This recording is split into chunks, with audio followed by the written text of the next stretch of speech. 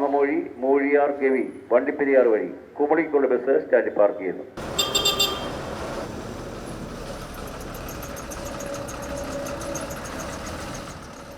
തേഞ്ഞു തീർന്ന ടയറുകളും പലയിടത്തും ബോഡി പൊളിഞ്ഞതുമായ KSRTC ബസ്സുകളാണ് ഗവി റൂട്ടിൽ നിലവിൽ സർവീസ് നടത്തുന്നത്.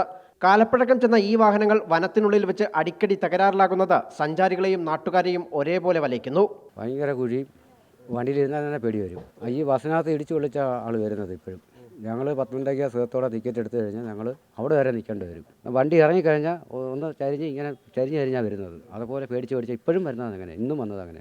കഴിഞ്ഞ ആഴ്ച കക്കി ഡാമിന് സമീപം ബസ് തകരാറിലായതിനെ തുടർന്ന് മണിക്കൂറുകളോളമാണ് യാത്രക്കാർ കാട്ടിനുള്ളിൽ കുടുങ്ങിയത്.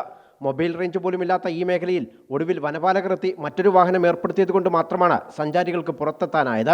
ഈ പോകുന്ന വഴി അത്രയ്ക്ക് നല്ല റോഡും അല്ല. മെയിനായിട്ടും നമ്മൾ സാധാരണ മെയിൻ റോഡിൽ പോകുന്ന തൊട്ട് ഇത്രയും യാത്രക്കാർ കൊണ്ട് പോകാൻ പറ്റിയ കണ്ടീഷനല്ല. ഉദ്യോഗസ്ഥരാണെങ്കിൽ ഇപ്പോൾ ഇത് കാണാത്തതുകൊണ്ടായിരിക്കും ആരും ഒന്നും പറയാത്തത്. കാര്യം വെച്ചാൽ ഉദ്യോഗസ്ഥരൊക്കെ ശരിക്കും റോഡ് ഗവിയെക്കുറിച്ച്, ഗവിയുടെ റോഡിനെ കുറിച്ചും കുറേ കാര്യങ്ങൾ അറിയാനുണ്ട്. ഗവി സർവീസുകളെല്ലാം പ്രിയദർശിനി സർവീസുകളാക്കി മാറ്റിയതോടെ ബസ്സുകളിലെല്ലാം വലിയ തിരക്കാണ് അനുഭവപ്പെടുന്നത്.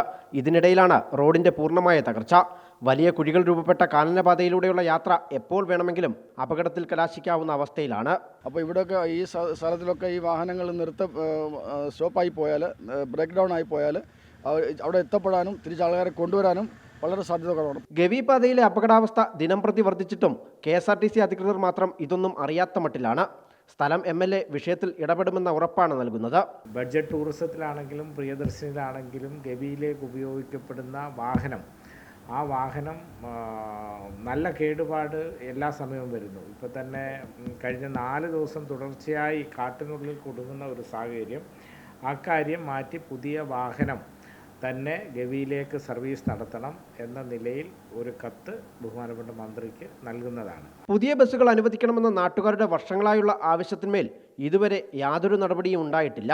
ഒരു ഭാഗത്ത് വനഭംഗി ആസ്വദിക്കാനെത്തുന്ന വിനോദസഞ്ചാരികളും മറുഭാഗത്ത് ഒട്ടും സുരക്ഷിതമല്ലാത്ത റോഡും ഏത് സമയത്തും കട്ടപ്പുറത്താകാവുന്ന KSRTC ബസ്സുകളും.